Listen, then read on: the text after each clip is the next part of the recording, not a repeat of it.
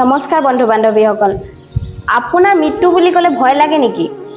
আমাৰ সকলোৱে ভয় লাগে। আমি ভাবোঁ আমাৰ মৃত্যু কেনেকৈ হ'ব, কেতিয়া হ'ব। মই আজি এটা কাহিনী ক'ম, আপোনালোকে যদি শেষলৈকে শুনে তেতিয়াহ'লে আপোনালোকে গম পাব মৃত্যুৰ কোনো ভয় নাই। আমাৰ মৃত্যুৰ কাৰণে কোনো ভয় কৰিবলগীয়া কোনো দৰকাৰ নাই। আপোনাক যেনেকৈ লিখি থৈছে, য'ত লিখি থৈছে তেনেকৈয়ে মৃত্যু হ'ব। গতিকে আজিৰ পৰা মৃত্যুৰ কথা একেবাৰে চিন্তা কৰিবলৈ এৰক আৰু কাহিনীটো শুনক। আহক কাহিনীটো আৰম্ভ কৰোঁ। এবাৰ এজনী ভাটৌ চৰাই গছৰ ডালত বহি আছিল। ধুনীয়াকৈ বতাহ খাই খাই ধুনীয়াকৈ চিন্তা কৰি গছৰ ডাল এটাত বহি আছিল।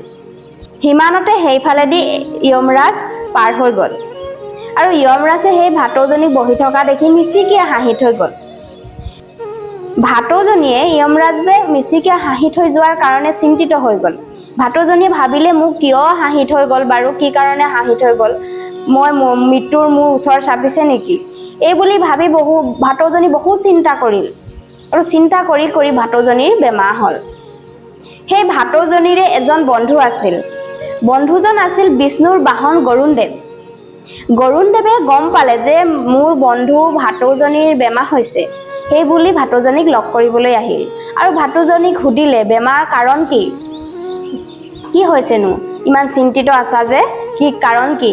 তেতিয়া ভাটৌজনীয়ে ক'লে, গৰুড়দেৱক ক'লে যে এনেকে মোৰ যমৰাজ আহিছিলে, মোৰ ফালে মিচিকিয়াই হাঁহি থৈ গ'ল আৰু মোৰ তেতিয়াৰ পৰা চিন্তিত হৈছো মই, কিয় মোক হাঁহি থৈ গ'ল যমৰাজে। এই বুলি ভাটৌজনীয়ে বন্ধু গৰুড়ক ক'লে। গৰুড়দেৱে ক'লে, তুমি চিন্তা কৰিব নালাগে, মই তোমাক একদম এডোখৰ সুৰক্ষিত জেগাত থৈ আহিমগে, তাত কোনেও যাব নোৱাৰে, যমৰাজৰ বাপেকো যাব নোৱাৰে, তুমি চিন্তা কৰিব নালাগে। এই বুলি কৈ ভাটৌজনীক পিঠিত বহাই গৰুড়দেৱে 7 সমুদ্ৰৰ পাৰ কৰি এটা গুফাৰ ভিতৰত থৈ আহিলগৈ আৰু ক'লে যে তুমি ইয়াত থাকা, এয়া ভোজন পানী লোৱা, খাই আৰামছে নিশ্চিন্ত মনে ইয়াত শুই থাকা, তুমি একো চিন্তা কৰিব কোনো প্ৰয়োজন নাই, ইয়াত কোনো নাহে তোমাক খাবলৈ, তুমি শুই থাকা। আৰু মই যমৰাজৰ ওচৰলৈ গৈ সুধোগৈ যে যমৰাজে কিয় হাঁহিছিল, এই প্ৰশ্নৰ উত্তৰ বিচাৰি মই যমৰাজৰ ওচৰলৈ যাওঁ, তুমি ইয়াতে থাকা। এই বুলি গৰুড়দেৱে যমৰাজৰ ওচৰ পালেগৈ আৰু ভাটৌজনী তাতে থৈ আহিল। যমৰাজৰ ওচৰলৈ আহি গৰুড়দেৱে সুধিলে যে এনেকে মোৰ বন্ধুজন বহুত বেমাৰ, চিন্তিত হৈ আছে, আপুনি তেওঁক দেখি হাঁহি মাৰিছিল, সেইকাৰণে মোৰ বন্ধুৱে বহুত চিন্তিত আছিল, আপুনি কিয় হাঁহি মাৰিছিল?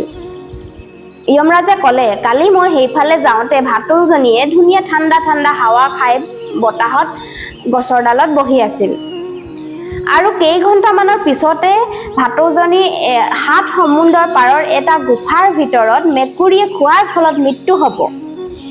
মই ভাটৌজনীক চাই ভাবিছিলোঁ, আজি কেইঘণ্টামানৰ পিছতে মৃত্যু আছে, কিন্তু সেই 7 সমুদ্ৰৰ পাবগৈ কেনেকৈ?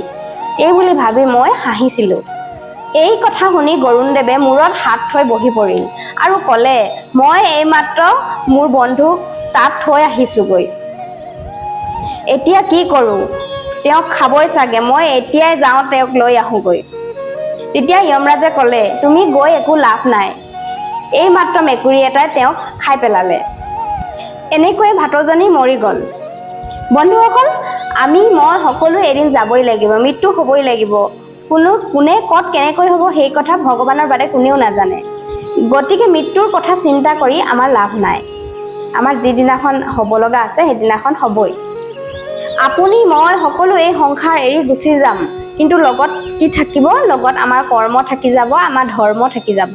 গতিকে কৰ্ম ধৰ্ম দুয়োটাই কৰি যাওক, যাতে আমাৰ মৃত্যুৰ পিছত থাকি যায়। ধন্যবাদ।